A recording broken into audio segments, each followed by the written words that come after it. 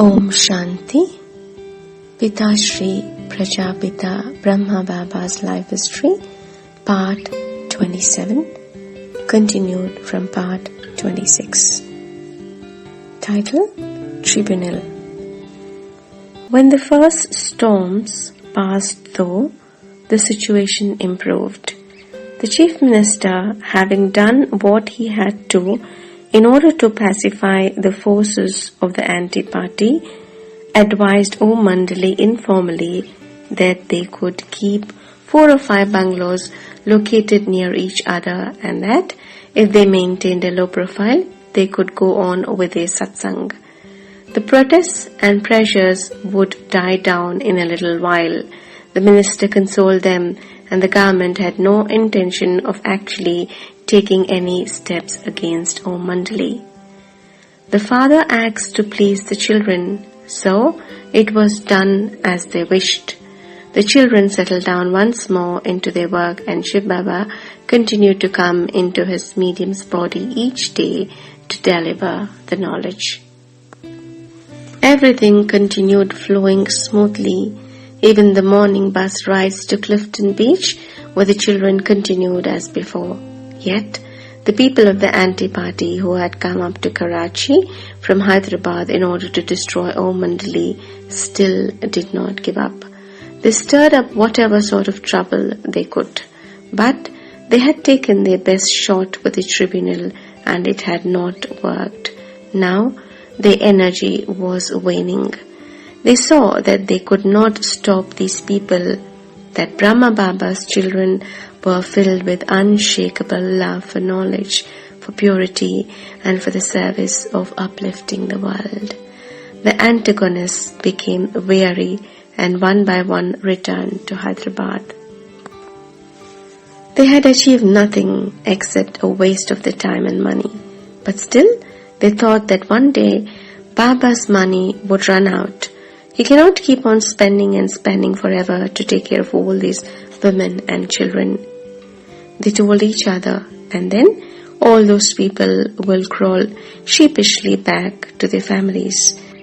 This attitude showed that their ignorance was still intact. They could not understand that Om Mandali was not founded or maintained by any human being. This was not simply another devotional bhakti group or religious academy. This was God's own world university, founded by the Supreme Being himself. Yet, the antagonists lashed onto the base hope that Om Mandali's funds would run out, and they did their best to make sure this happened sooner rather than later. They ran an editorial in the newspaper suggesting that no one should donate to the organization. They did not realize that Om Mandali had never asked for money in the first place from anyone. God's work is based on yoga and on faith. How could an economic boycott affect it? Its work now expanded peacefully. Meanwhile, the parents who had taken their daughters back home, either forcibly or by court order, began to relent. They saw that they could not make the girls accept any of the things on which their life was based. Neither meat eating, nor expensive clothing, nor cinema, nor marriage. The girls simply continued in God's remembrance and refused to participate in what they considered to be impure or wasteful activities. But love finally won out.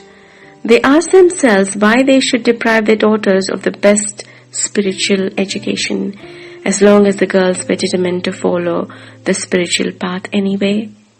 Gradually, they gave their children permission to return to the Father's academy. Brahma Baba welcomed them home and took care of them as always without fee. For was he not their father? These lucky children had 3 fathers. A father of the physical body, a spiritual father, Brahma Baba, and the Supreme Father, Shiv Baba. But even now, the leaders of the anti-party kept up their activities. One day, they began a new campaign of pressure again using dishonest tactics. They got together with some mothers of the daughters who had gone to stay with Brahma Baba and told them a string of lies about the spiritual university, one worse than the other. The gullible mothers began to fear again for the children's welfare. Those who did not believe the slander were frightened into complying with the callers' wishes by threats of expulsion from their caste, physical brutality, or ruination of the family business. The mothers were told to call back their children once more. But we have already given our permission in writing, the mothers replied. They can produce these letters in court. The anti-party callers responded. We have another plan in mind, and if you don't do as we say, you shall suffer for it. The threats worked. In a few days, they brought the mothers to Karachi and dropped them at the gate of the wealthy and well-known Shivaratna Mohtaji, one of the elders of the city. The mothers were told to sit at his gate and begin a hunger strike until he agreed to help them rescue their daughters. Old Shivaratnaji became upset when he heard what was going on at his gate. He called the mothers inside and had them tell their stories. They acted very humbly and prompted by an anti-party member who was with them, told a false story about Om Mandali and how they needed Shivaratna's help in getting their children released. Would you call Baba and get him to send back the girls? Shivaratnaji believed the women's story. He called up Baba then and there. Baba was quite friendly and promised to have the girls sent there right away. We went because Baba told us to go, recalls BK Dadi Manohar Indra, who was a just young girl at that time. We saw that Shivaratna's house was like a palace. When he looked at us, his eyes were red with anger. He asked us no questions, but simply ordered us to return to our mothers' houses. When other people had gathered in his hall, he pointed to the young Brahma Kumaris. These girls have harassed their mothers, he charged, pointing at them. We felt as if a devil was throwing stones at us. Dadi Manohar Indra remembers. On seeing all their anger, we just went and sat in the car. But a voice spoke clearly in our souls. O Shaktis of God, do not be afraid of these people. Give them godly knowledge. You are the instruments for redeeming them. So, the girls went back inside and stood before Shivaratna Mohtaji. We want to talk, said little Biki Manohar Indra. What is to be talked about? He replied gruffly. Babaji, do you know where you are sending us? The little girl asked him. I wish you to know what kind of life we are living at Om Mandali and why we are not ready to go home. I have only one desire from you, that you should be satisfied. We do not have any desire for gold or silver jewelry, nor for any of the wealth of this world. We wish only to lead a life of purity and holiness. These relatives of ours prevent us from attending satsang at Om Mandali. They object to the very purity that is the essence of spirituality. Instead of encouraging us to satisfy these highest aims of life, they harass us at every step. Once they take us from Om Mandali, they will beat us mercilessly, and other elders will then join in this. It has happened often enough before. Will you be able to tolerate that you have caused such harm to us by sending us back into their hands? We have done nothing to harm you, Babaji. Don't you know they make us eat impure food by force? They take us by force to see dirty films. They do everything to corrupt our minds. Then we sit quietly in meditation on God. they push us from behind or pull our hair. As Motaji listened, sympathetic feelings gradually began to seep into his mind for these girls. "All right," he interrupted. "I want to ask you one question. I have heard that you say no to marriage. Is this true?" Sister Manohar shook her head and smiled. "Babaji, it is not like that. We do not say no to marriage. Even Rama was married. Shri Krishna also married. Babaji, the only thing is that we do not want to marry a lustful person. We desire to marry only such people who have broken the bow and who have attained mastery over their sense organs." Motaji was clearly surprised by this reply. "What bow? The Atma Sakshatkar bow? The bow of self-realization?" he asked. "Yes, sir," she nodded. Upon hearing this, Motaji's face suddenly lit up. He positively shone with joy. It was as if he realized the reality of these girls' devotion to God. It was not a game they were playing. It was not mischief. They were actually living the highest life a person could aspire to. "Now I understand," he said. "Your ideal is the most worthy, and your desire to fulfill it is great indeed. I am very pleased to meet such girls with truly elevated minds and personalities. All right, I have now understood the facts. Do not be afraid now." Then Motaji turned to the mothers. "You're lucky to have such peaceful yogi daughters. Do you actually beat such pure spirits? You make them eat impure food against their will?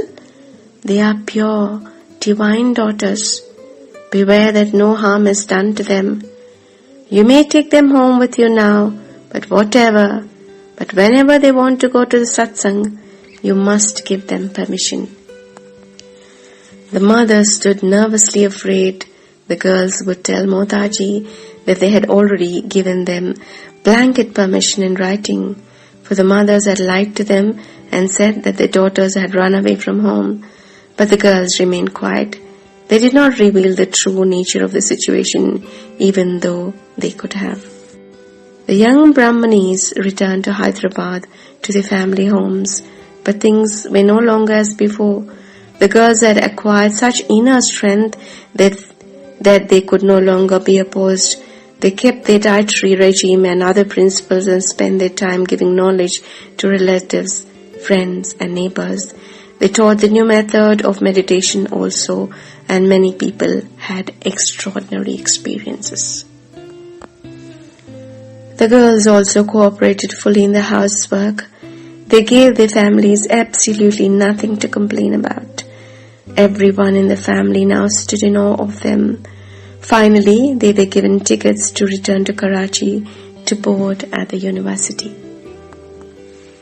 In order to rectify all the wrong impressions in people's mind about the university due to the many slanderous stories which had been spread, and to educate the people as to what had really happened during the episode of the Tribunal, a book was published, plus the basic points of God's revealed knowledge, so that no one could say that they were not told of the real import of all these events.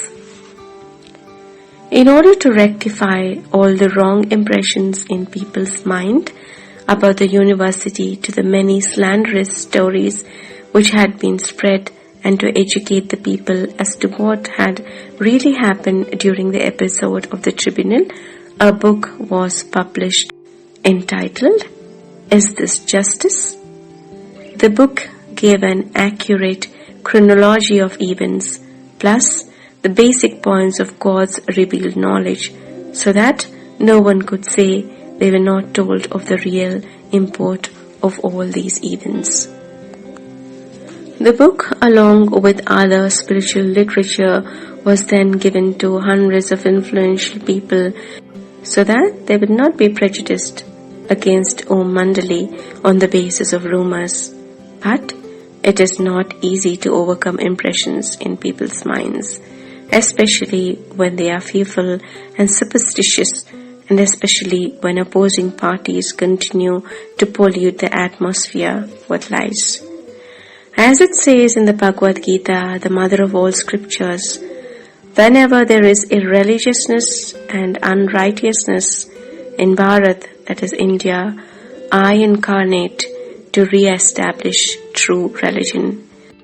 And so, God has unobtrusively appeared upon the world stage, and though He has clearly explained His identity and His mission, because He has come in an ordinary body, and because He has not performed flashy magic tricks, only a few out of millions have recognized Him. But at the end, the truth of His words and His work will be apparent to all. Om Shanti.